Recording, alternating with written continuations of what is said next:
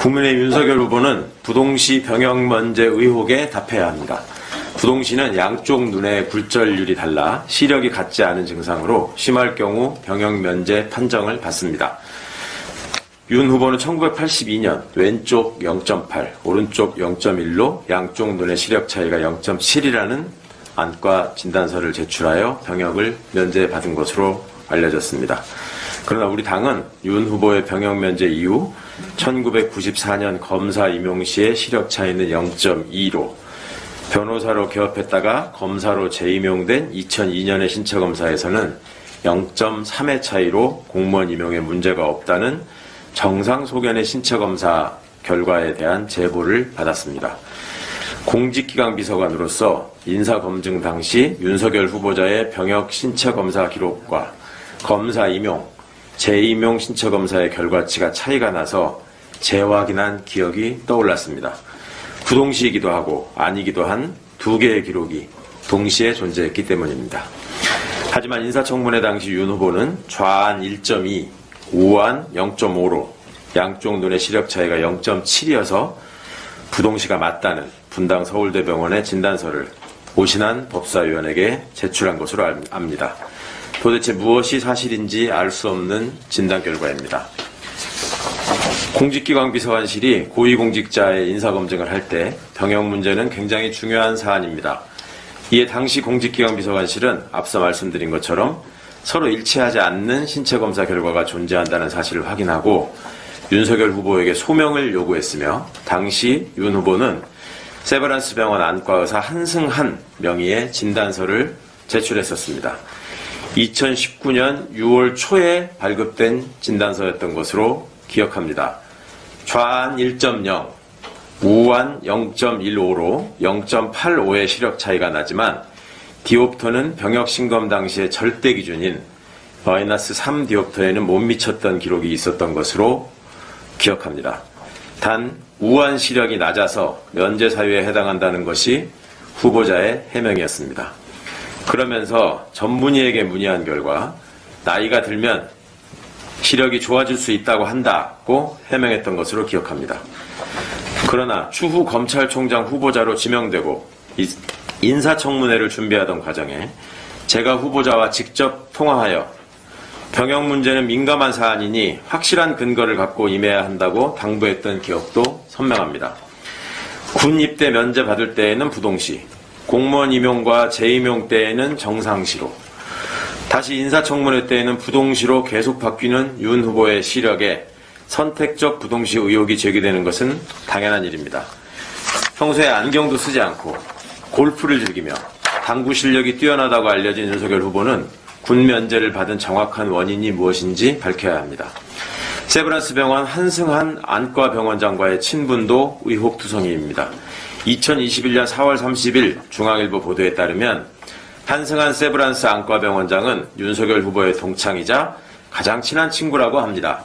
윤 후보의 대광초등학교 동창이 서결이와 승한이, 철우 이렇게 셋이서 3인방으로 불릴 정도로 제일 친했다고 강조한 사실에 비춰보면 윤 후보는 한승한 병원장과 중마고우였던 셈입니다. 왜 공무원 임용 시에 문제가 없던 시력에 다시 문제가 있다고 판단한 의사가 하필이면 윤 후보의 절친이었는지, 청문회 당시 국회 안경원에라도 같이 가서 검사해보자는 야당 의원의 제안에 굳이 국회 주변도 아니고 거주지와도 멀리 떨어진 분당 서울대병원까지 가서 검사를 해온 것인지 자료의 신빙성을 의심할 수밖에 없는 대목입니다. 윤 후보의 당시 해명과 달리 안과 전문의들은 한 번 발생한 부동시 굴절률에 큰 변화는 없는 것이 일반적이며 시간이 지나서 악화되기는 쉬워도 자연 치유되는 경우는 거의 없다고 밝히고 있습니다. 윤석열 후보는 얼마나 할 게 없으면 그런 얘기까지 하나 검찰총장 인사청문회에서 양당이 다 검증했다며 검증을 거부하고 있습니다. 그러나 이미 검증되었다는 변명과는 달리 인사청문회 제출 자료로 오히려 의혹이 증폭되고 있는 것입니다. 국민적 관심이 지대한 병역 문제는 윤 후보가 항상 그래왔듯 이미 밝혔다는 거짓말로 어물쩍 넘어갈 수는 없는 검증 사안입니다. 대통령은 국구 통수권자입니다. 그렇기에 병역에 관해서는 한 점의 의문도 남기지 말아야 합니다. 하물며 당시 유행하던 병역면제 수법 가운데 하나라는 지적까지 제기되는 마당입니다. 지금이라도 윤 후보의 선택적 부동시를 둘러싼 진실이 과연 무엇인지 국민 앞에 소상히 밝혀야 합니다. 검사 임용과 재임용 당시의 신체검사 자료를 제출하고 학창시절의 생활기록부를 제시해야 합니다. 징병검사 이후 부동시 교정치료 받은 적은 있는지, 부동시에 불편해도 안경 착용을 하지 않는 이유는 무엇인지 등 국민의 질문에도 직접 답변하고 해명해야 합니다. 윤 후보는 지체 없이 공신력 있는 검증기관에 가서 제3자 참여하에 제대로 된 신체검사를 받기를 바랍니다. 그것이 윤 후보자가 의혹을 떨칠 수 있는 유일한 방법일 것입니다. 국민 앞에 선출직 공직자로 나서는 사람은 능력과 도덕성에 대해서 무제한 검증을 받아야 한다고 말한 윤석열 후보. 숨길 것이 없다면 두려워 말고 당장 검사에 응하여 국민적 의혹을 말끔히 해소하기를 바랍니다. 추가로 오늘 윤석열 후보가 제시한 검찰 관련 공약에 대해서 한 말씀만 드리겠습니다. 법무부 장관의 수사지휘권을 폐지하겠다고 합니다. 민주공화국의 기본 취지를 몰각하는, 과연 법률가인지 의심할 수밖에 없는 발상입니다. 검찰공화국을 만들겠다는 검사주의자답습니다. 그것도 모자라서 검찰 예산을 별도로 독립해서 편성하겠다고 합니다. 역시 검사주의자다는 다운 면모라고 할 수밖에 없습니다. 고위공직자를 검찰과 경찰이 수사할 수 있도록 하겠다고 합니다. 지금도 가능한 일입니다.